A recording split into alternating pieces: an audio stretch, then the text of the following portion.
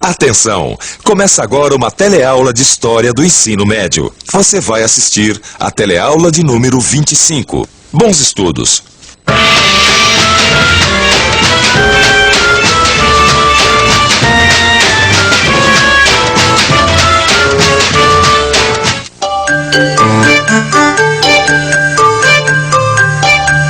Nós estamos em Porto Seguro, no litoral baiano, no lugar onde foi rezada a primeira missa em solo brasileiro.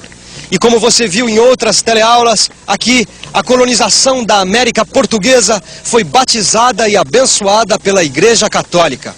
Mas será que o papel da Igreja durante a colonização da América Portuguesa se resumia a rezar missas? Ou será que o papel da Igreja ia além dos sermões? Ficou curioso? Então fique por aí, porque a atuação da Igreja na colonização da América Portuguesa é o tema desta teleaula.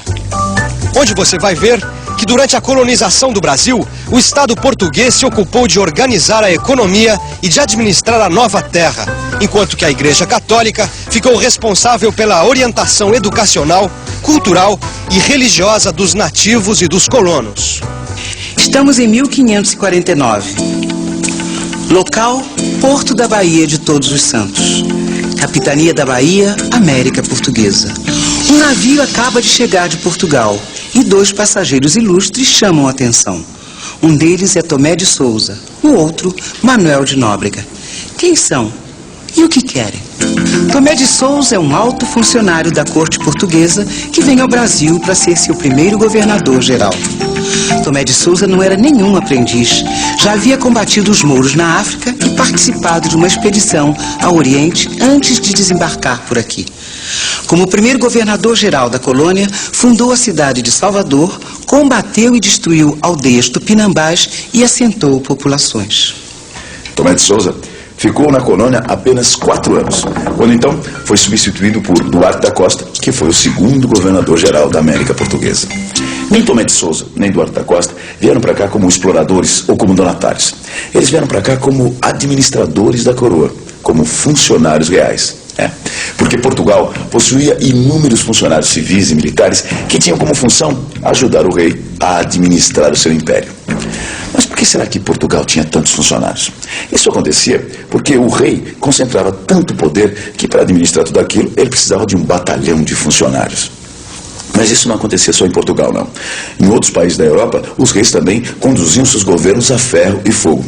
Esse tipo de governo, com o poder centralizado na figura do monarca, ficou conhecido como regime absolutista. O regime absolutista foi muito forte na Europa entre os séculos XVI e XVIII. Era uma época em que a vontade, o desejo do rei tinha uma importância muito grande. Os destinos do país, os rumos da economia, o que se podia e o que não se podia fazer, os impostos a serem cobrados. No regime absolutista, o poder soberano era do rei. Até os membros da Igreja Católica subordinavam-se ao rei. Era o monarca que nomeava os bispos, que remunerava o clero e que recolhia o dízimo.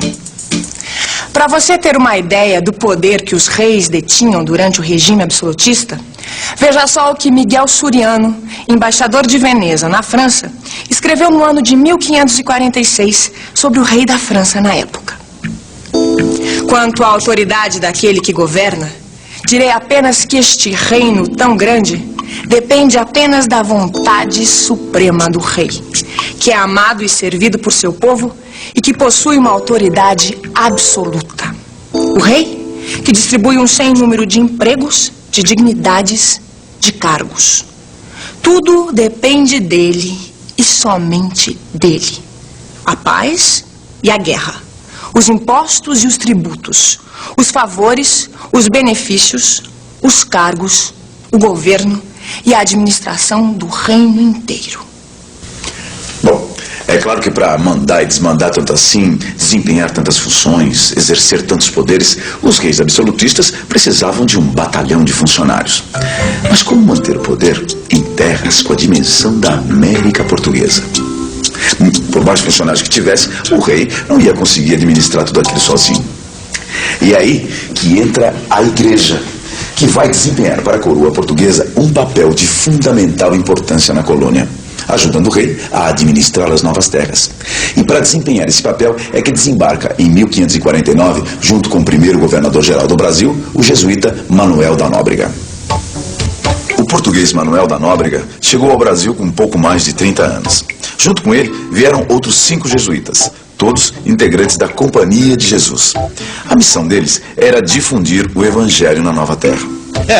A vinda dos jesuítas para a América Portuguesa teve como objetivo difundir a doutrina de Cristo. Essa igreja, construída naquela época, é uma prova disso. Mas a vinda dos jesuítas da Companhia de Jesus não tinha como único objetivo a difusão do Evangelho. Eles também tinham como missão barrar o avanço do protestantismo. Europa, século XVI, século das reformas protestantes. Movimento religioso, conhecido também como Reforma Protestante, o protestantismo começa a se espalhar rapidamente pela Europa, principalmente na Alemanha, Suíça, Inglaterra e França. A Reforma Protestante, como o próprio nome já diz, protesta contra a Igreja Católica, que, segundo eles, deve ser reformada. Os protestantes querem o fim da corrupção na Igreja, cuja atuação e estrutura para eles devem ser modificadas. Eles querem também a volta de uma religiosidade mais pura, baseada simplesmente na fé. Muitas das religiões que hoje você vê por aí nasceram desse movimento da reforma. Entre essas religiões estão o luteranismo, o calvinismo, o anglicanismo e o anabatismo. É claro que a Igreja Católica não ia ficar quietinha enquanto os protestantes da Reforma fazem cada vez mais adeptos.